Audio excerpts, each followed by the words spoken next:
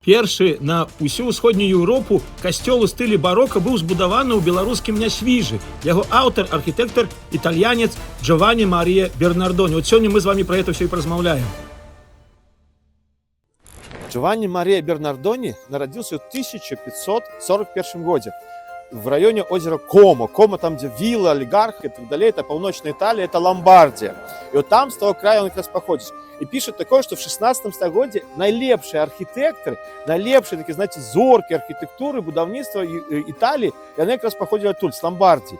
И вот это самое Джованні Мария, он працаваў каменщиком, то есть каменотесом, а в 23 года пошел в Рим, и в Риме вступил в орден иезуитов. То есть он становится монахом, и далее еще и претендует на то, как стать не просто каменщиком, работником, а и стать архитектором.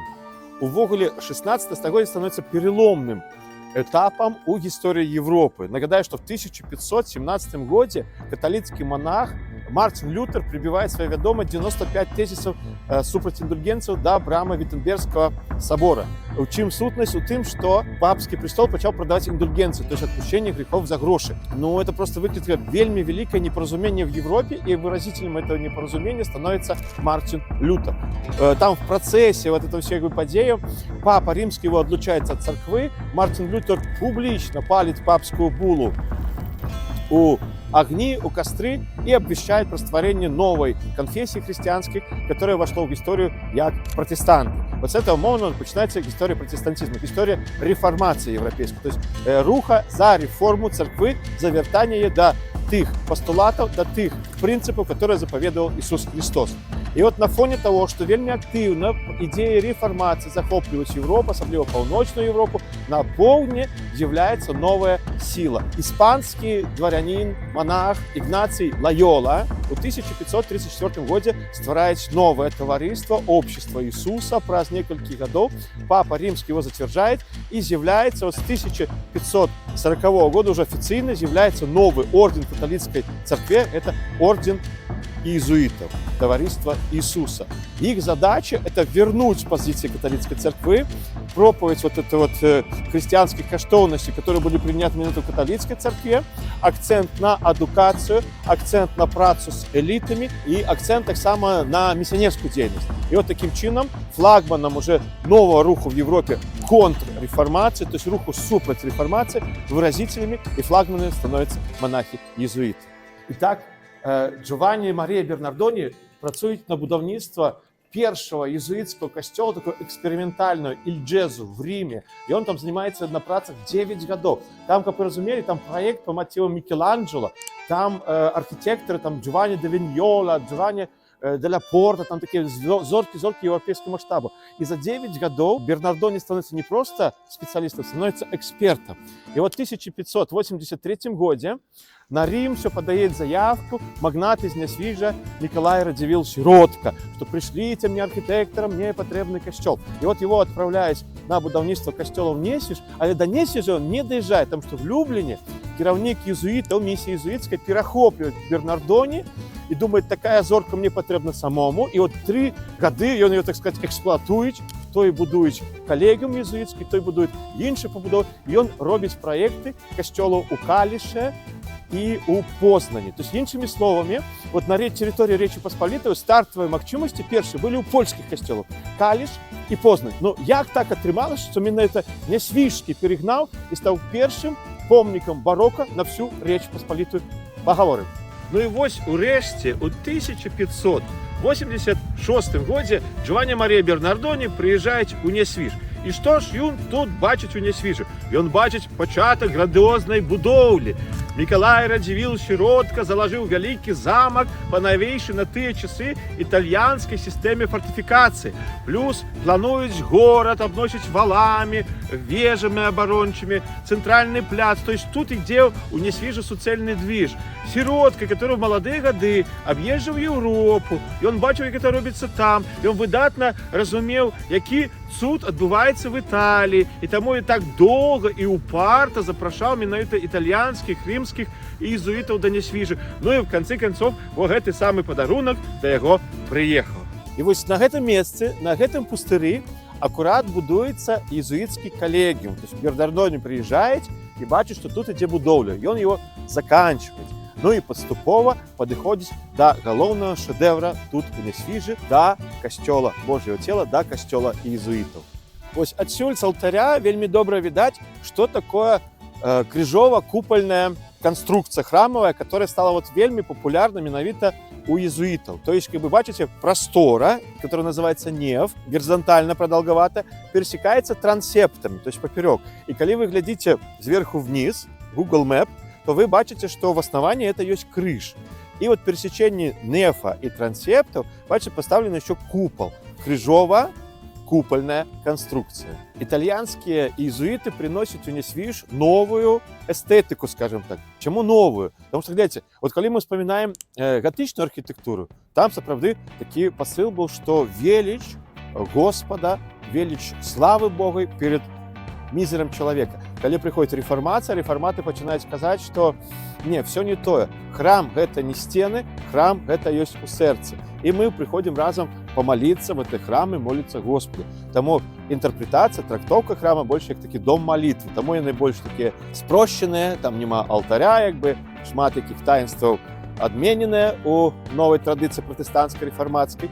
А ось иезуиты, представники контрреформации, яны несуть новую, так сказать, эстетику, что храм – святыня, и он мусить вабить людей, и он мусить показывать велич храма. Но вот, например, элементы презентации новой традиции, новой эстетики католической являются нишей.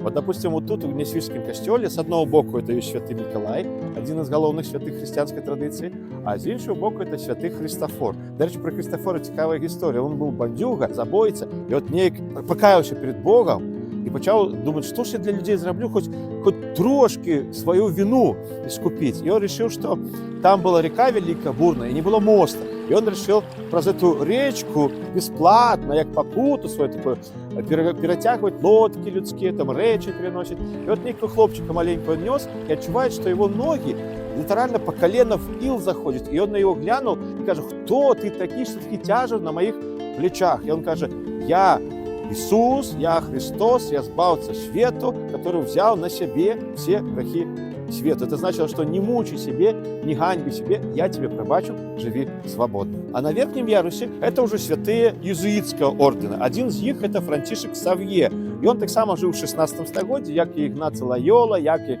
Бернардони. И он пропоновал папу концепцию миссионерской деятельности иезуитов сусветной. И вот они уже едут на островы Тихого океана, и они уже едут в Японию, и они уже едут в Латинскую Америку, там засновывают свои миссии. И думаю, что шмат у чым менавіта дзякуючы миссионерской деятельности иезуитов на сегодняшний день, например, Латинская Америка есть христианская. И с 1586 года начинается будаўніцтва вот этого вот касцёла Божьего тела. Что цікава, як мы з вами казали, что перед гэтым в Люблине Бернардони уже робил проекты для Каліша, для Познані. И теоретично тыя касцёлы могли бы подняться и закончиться ранее, чем гэты самый Нясвіж, потому что его закладывали поздней. Але сиротка настолько был, знаете, в фаворе, таки в азарте, треба сказать. Он давал працаўнікоў вельмі багато, давал материалу. То есть, как бы, хотел, чтобы никаких проволочек не было, чтобы это все будаўніцтва шло скорее. И тому Бернардони весь свой творчий порыв, так сказать, весь свой творчий гений мог реализовать без проблем, без затримки у работниках, у финансировании, у материалах.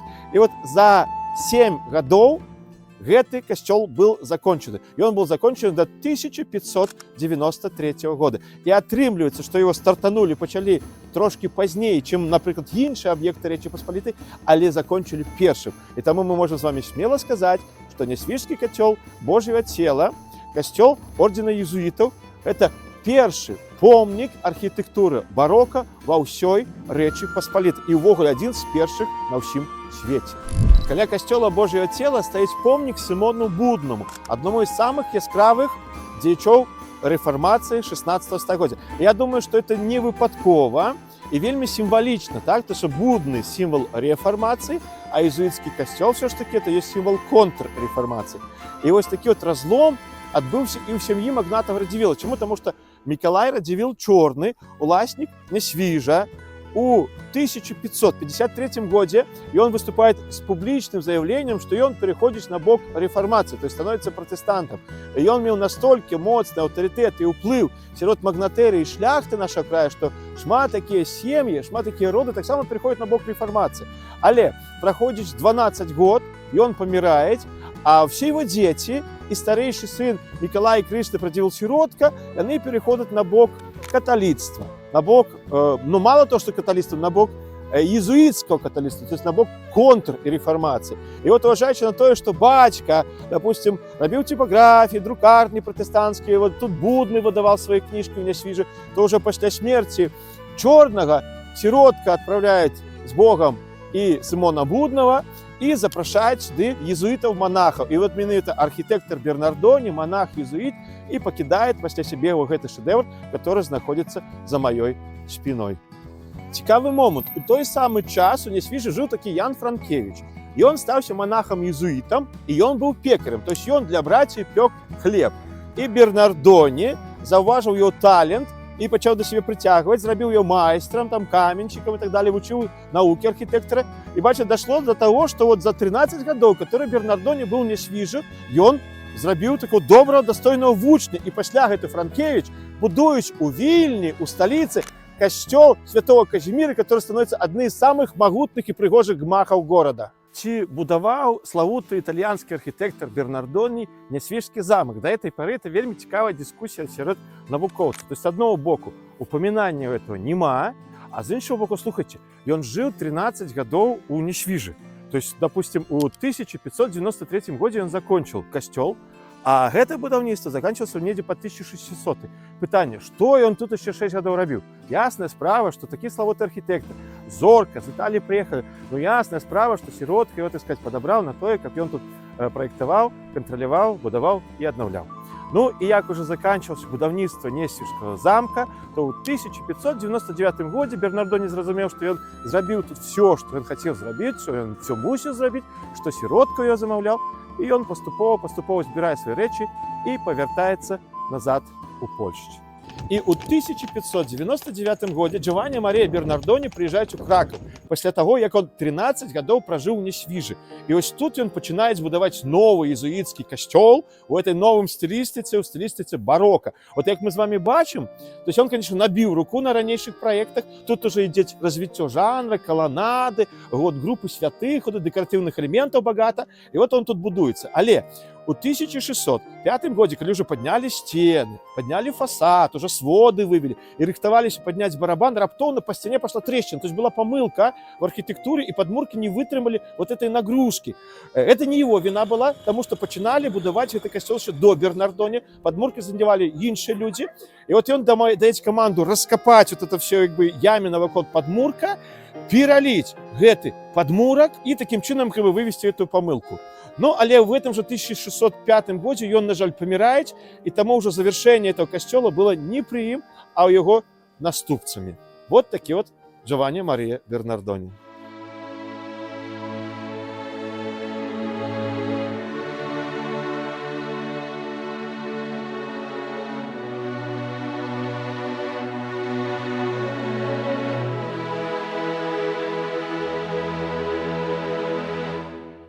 Архитектор Бернардони был похованы на центральном пляце Крака. Вот мы с вами бачим Мар'яцкий костел, а бачите, каля яго виднеется невеличкий костельчик Святой Барбары. Вот менавіта там он и был похованы. Вось гэты гатычны касцёл, ён будуецца разам з катедрай, з Мар'яцкім касцёлам. Яго функцыя была пачаткова, што калі людзі не змяшчаліся в этом грамадным храме святыні, то яны таксама маглі пайсці на богослужэнне вот в гэты храм. А в канцы 16 стагоддзя его даюць монахам-езуітам. І тут яны шкаленне свае робяць, тут яны прапаведуюць, тут яны как бы маюць сваю базу. І менавіта в стенах гэтага касцёла ў 1605 годзе быў пахаваны слаўны архітэктар Джованни Мария Бернардони.